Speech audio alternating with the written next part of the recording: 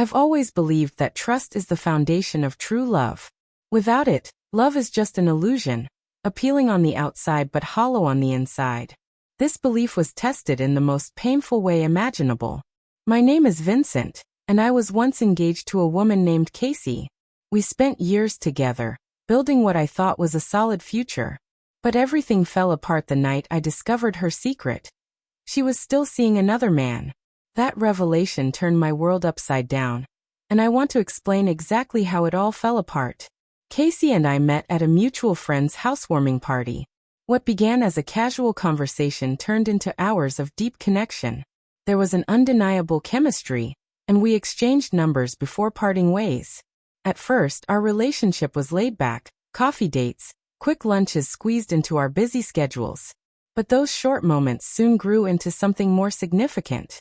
Dinner dates became regular, weekends were spent together, and late-night talks deepened both our connection and intimacy.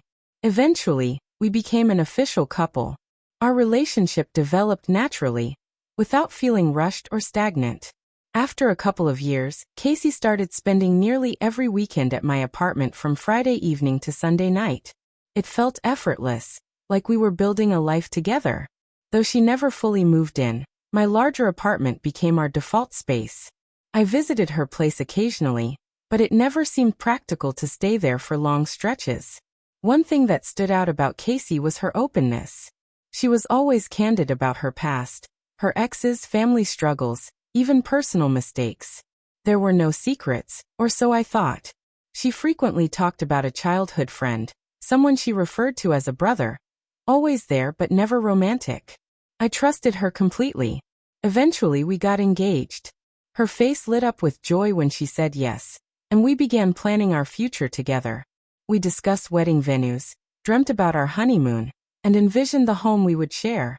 I was fully committed, both emotionally and financially, saving to build the life we both wanted.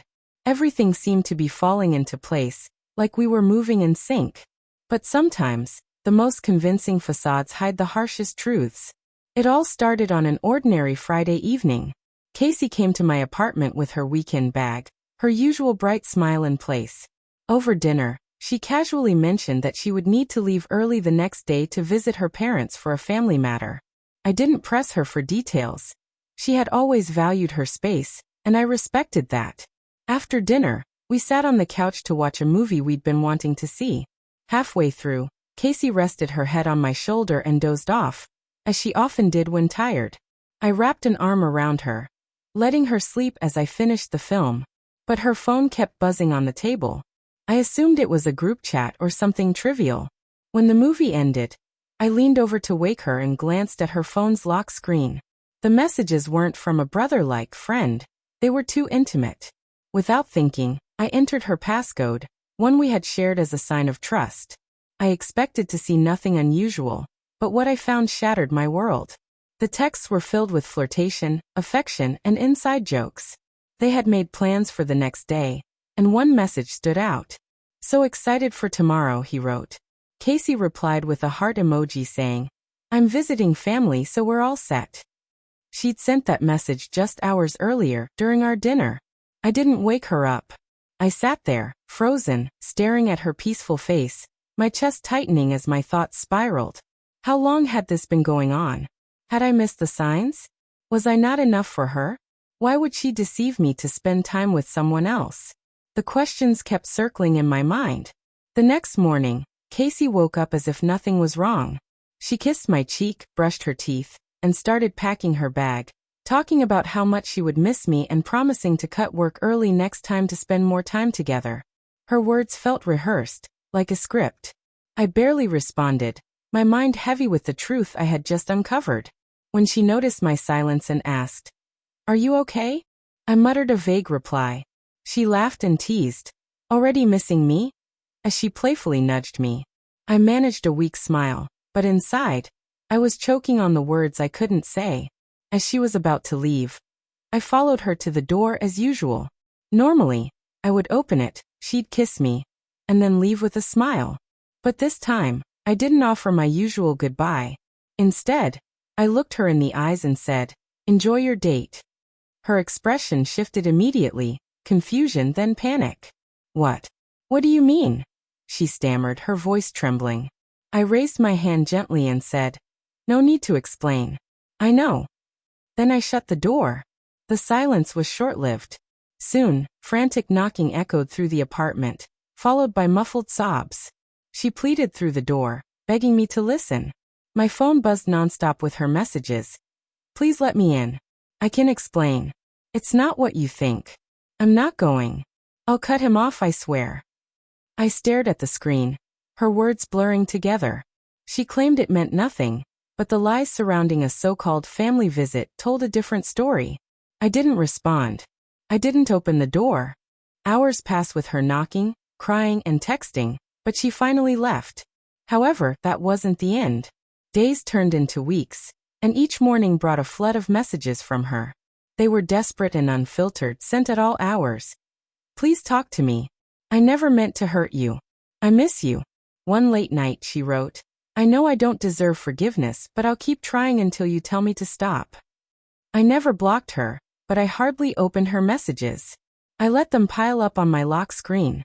The temptation to reply lingered, but each time I considered it, I remembered the betrayal. Then one weekend, there was another knock at the door. I hesitated, hoping she would leave, but the knocking continued, softer but persistent. After a long pause, her voice broke through. Vincent, please. I just need to talk. I'm not here to fight. I stayed silent, but after 15 minutes she spoke again, her voice shaking. You were right. I messed up. Just let me explain. Reluctantly, I opened the door and said nothing as she poured out her story.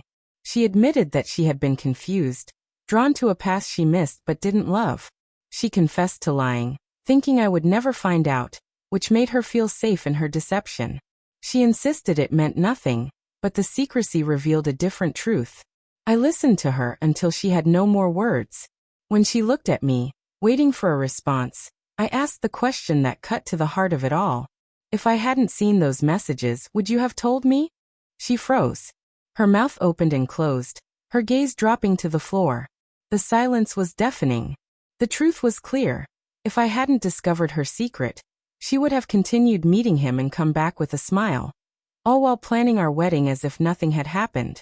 I stepped back, her eyes flashing with fragile hope, but I didn't offer forgiveness.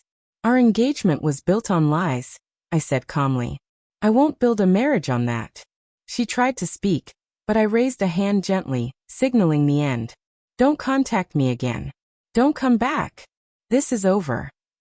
I closed the door behind me, locking it, and she left. Her pain was evident, but it was no longer my burden to bear. They say love is built on trust, and I never imagined I'd have to question everything. Casey's betrayal didn't just break my trust. It shattered the love I thought we shared. It's painful to realize how wrong you were about someone you gave your heart to. The lie itself hurt, but what it revealed was worse. She was willing to hide something so significant. It made me doubt every moment we spent together, wondering if any of it was real. Betrayal doesn't just destroy trust. It distorts your perception of reality. I'm still healing, and the scars remain. But I now know I deserve honesty, and I won't settle for anything less. If you were in my shoes, what would you have done? Was my reaction fair, or could I have handled it differently? I'd love to hear your thoughts.